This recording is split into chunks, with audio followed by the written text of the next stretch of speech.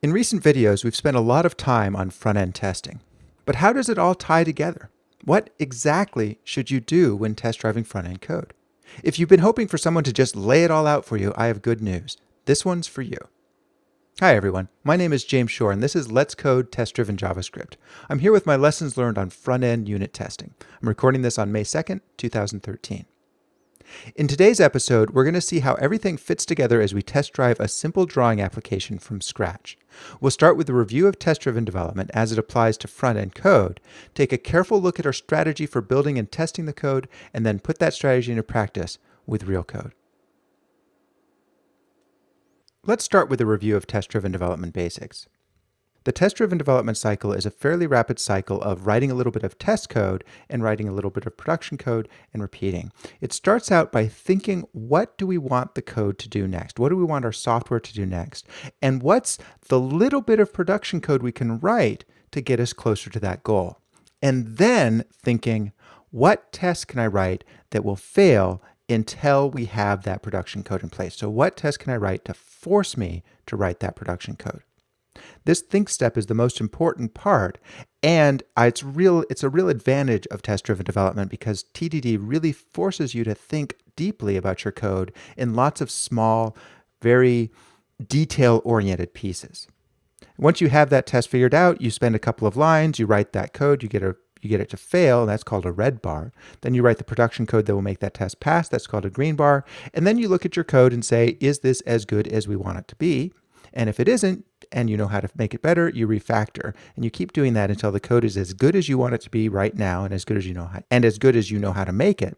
And then you think, okay, here's our goal for the software. What little bit of production code can we write to get a little bit closer to that? And what test can I write to force me to write that production code? And we go through the whole cycle again. When you're really in the groove, this goes fast. You're only writing a couple of lines each step, so you're going through this cycle in 30 seconds, 60 seconds, maybe a couple of minutes. So that's test-driven development. Each test you write is going to follow a fairly similar pattern. You're going to set up your test environment, run some production code, and check the results. This is typically called arrange, act, assert. In front-end code, you're often going to have a fourth step, which is reset. I like to call this the YAR pattern. It's the pirate pattern. And the way that looks in front-end development is like this. Your arrange step, you're going to be creating your DOM elements. Your act step, you're going to be running production code. Your assert step, you're going to be checking your DOM elements. And then finally, you're going to erase your DOM elements in the reset step. Now let's look at the application we're developing for this example. What we're going to do here is we're going to allow the user to draw on the screen. User's going to come along, drag the mouse, and a line will appear in a drawing area. This is very similar to the application we're building on the live channel, and that's on purpose. The purpose of this lessons learned video is to give you sort of a condensed view of that, but do see that live channel development for a real world demonstration. It's unrehearsed and it includes all the messy details that happen in the real world. What you're going to get in this lessons learned is sort of a sanitized, idealized view with no mistakes. And of course, software development never really works that way. But it is easier to understand when you see it sort of all put together like this. Now, coding this application is not all that hard. What it means is handling mouse events. So what's going to happen here is the user's going to come along and they're going to press the mouse down, and the browser will send us a mouse down event, which we'll handle. When the mouse down event occurs, we're going to store the starting position, the location of the mouse as the starting position. Then the user will move the mouse, and at some point during that move, the browser will send us a mouse move event. When we get that, if there's a starting position, we'll draw a line from the starting position to the current position, and then store our current position as the new starting position. Then eventually the user will lift up the mouse, we'll get a mouse up event, and when that happens, we will clear the starting position so that when the mouse leaves the screen, no more lines are drawn. Fairly straightforward. Another way of looking at this is that user actions will lead to events being run in our drawing code, which we'll turn around and call Raphael, our SVG drawing library, which will make changes to the DOM, which cause lines to appear. Now, we just need to make sure this works. Our challenge here, we're writing the drawing code portion of this. We're not having to do the event management that happens in the browser, and we're not having to do the SVG generation that happens in Raphael.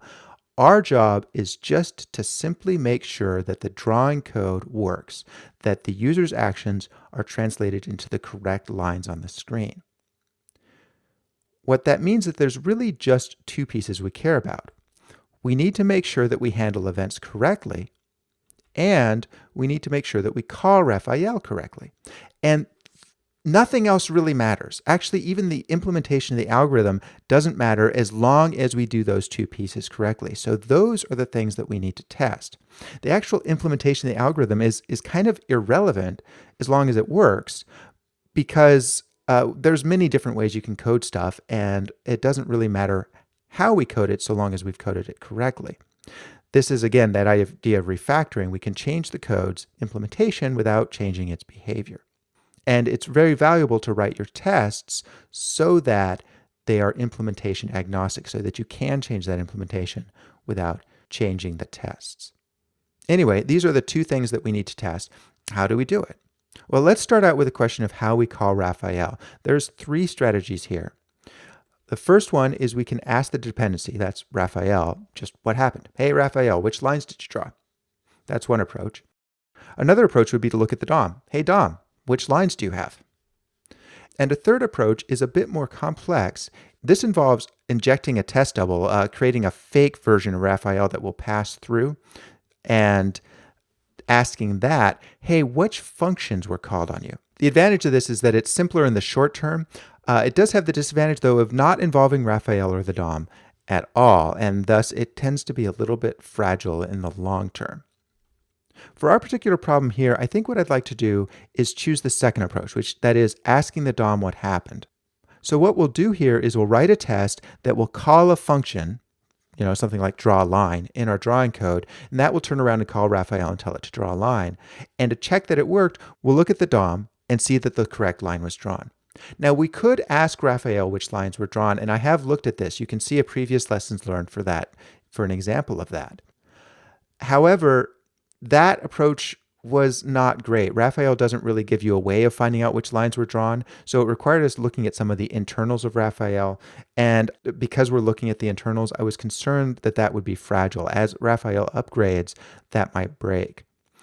Looking at the DOM is a little bit more complex, but I think it's going to be more robust to changes. Another advantage of looking at the DOM is that it's really going to address the question of whether or not this works cross-platform.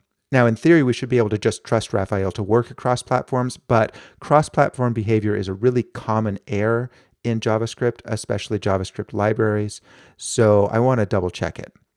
All right, so that handles the question of did we call Raphael correctly. We also need to know if we're handling our events correctly. So far, that's not what we're doing. We're just looking at Raphael. Now, there are three strategies for that as well. The first strategy is to use a robot like Selenium to control the UI.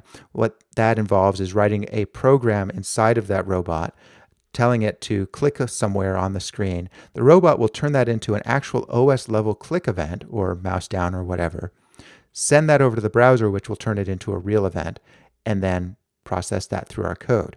Now, the advantage of that is it's very real. The disadvantage is that it tends to be complex and slow. A second strategy is to just create an event inside of our test. Now, this is a simulated event, so it's not quite as real. We have to make sure we emulate what the user would really do as well as possible. But then we can just send it over through the browser's dispatch mechanism and it will run on our code. So that's nice. It's nice and easy.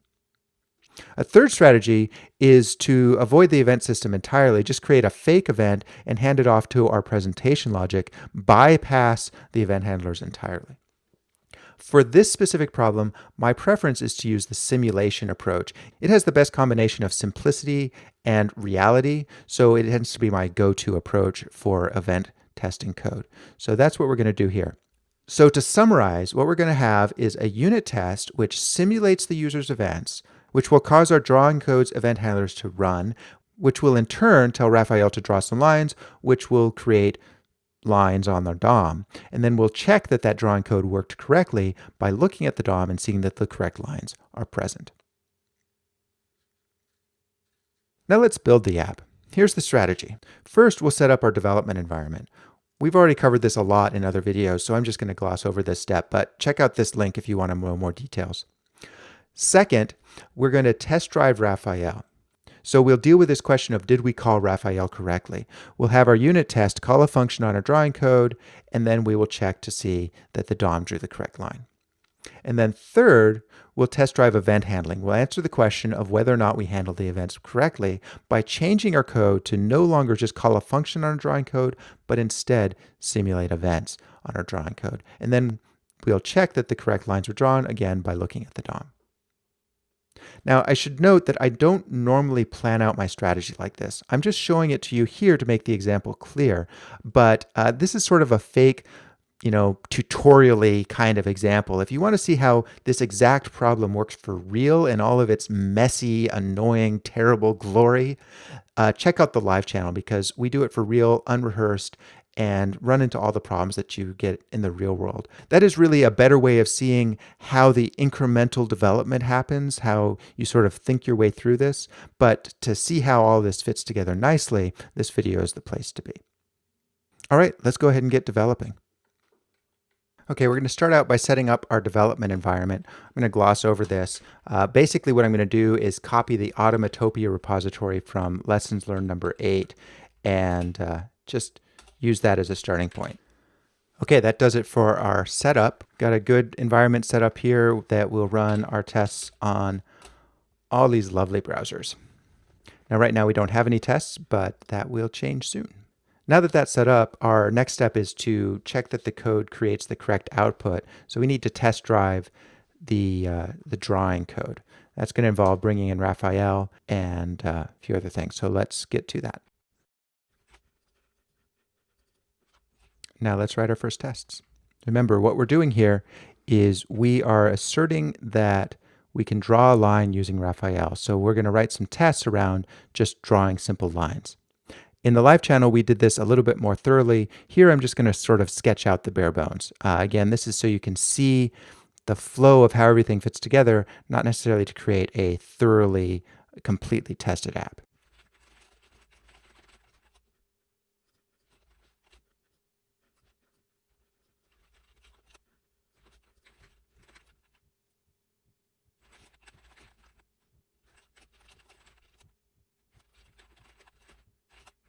So what you see here is remember our arrange, act, assert, reset pattern. What you see here is the arrange, setting up our DOM, and the reset, clearing the DOM. Now we need to act and assert, and that's what will happen right here.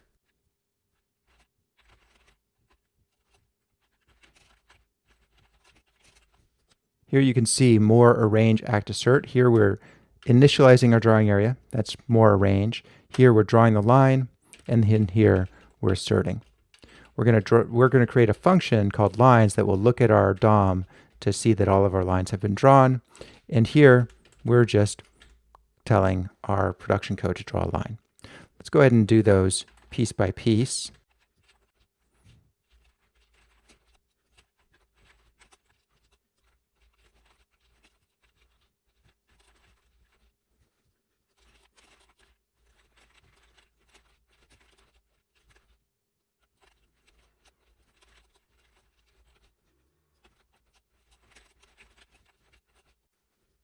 All right, now we have our test starting to come together. We're initializing the drawing area, we're drawing the line.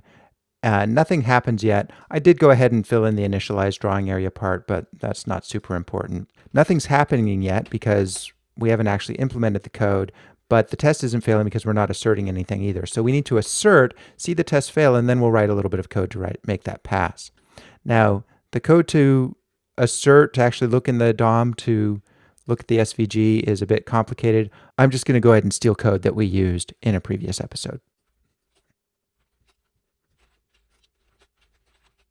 Okay, now our test is working. We're drawing a line and expecting the lines drawn to equal what we drew, but in fact, we are getting nothing back. So that's perfect. Now we just need to write our production code, and that should be fairly straightforward. It's just a matter of telling Raphael to draw a line along a certain path.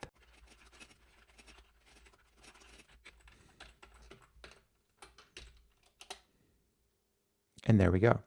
So that finishes step 2 of our strategy. Remember, step 1 is setting up our development environment. Step 2 was test driving a line. You can see there's not a lot of code here, just a few lines. In the primary work of it was doing the inspection code for the DOM. And it is true that when you first start testing a new concept or a new technology, you might end up doing a lot of work to figure out how to test that and maybe writing a fair amount of code. But the actual surface of the thing that we're testing here is fairly small. All right, the third step of our strategy was to start handling events. And the way we're going to do that is we're going to simulate the events in our test. Okay, here is the event simulation code that we used in our live channel. We've got a function to do a mouse down, a mouse move, and a mouse up. And I'm just going to go ahead and use that. What we're going to do here is we're going to create a new test that says, well, let's start out by just saying, well, rather than saying it draws a line, let's say it draws a line in response to mouse movement.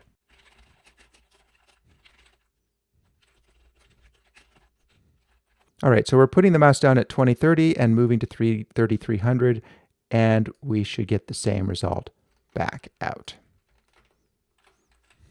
Now this should not work because we don't have an event handlers in here. And in fact, it doesn't. We're again getting nothing drawn, although we expected a line from 2030, 3300. So now we'll go ahead and implement that.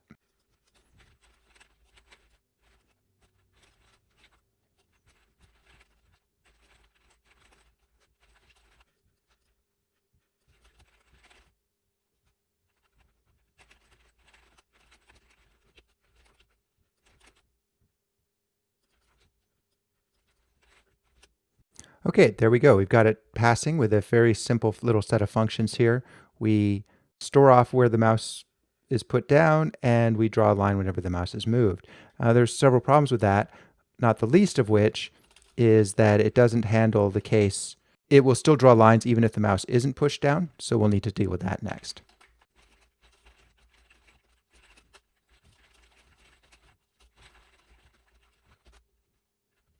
That fails as expected, and it is easily fixed. And finally, or at least finally for this example, we need it to not draw lines after the mouse button is raised.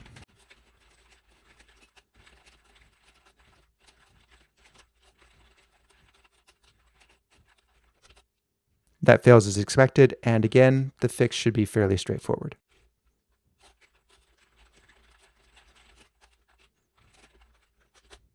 And there we go. That is the end of this example. Now there's lots more that still could be done. That is going to be left as an exercise for you to continue on your own. Just to summarize what's going on here, remember we've got our arrange, act, assert, reset pattern. So here we arrange our tests, then we act by sending events. We simulate events, which are sent through the event system and handled by our production code here and here. Then we assert that we got the correct lines we wanted by looking directly at the SVG generated by Raphael. And finally, we reset by removing the drawing area from the DOM. To summarize, what we've been looking at in this episode is how everything fits together to do test-driven development of the front end. Your tests are typically going to follow the arrange, act, assert, reset pattern. You're going to create some DOM elements, run production code, check the DOM elements, and then erase the DOM elements. In the example we showed you here, we're handling mouse drawing on a page. The way that's done here is by simulating events in our test, having our drawing code react to those events and call dependencies as necessary, and then inspecting the DOM to see that those dependencies were used correctly. This is a really common pattern for doing test-driven development of front-end code. I hope this was helpful. Thank you very much for watching, everybody, and I will see you next time.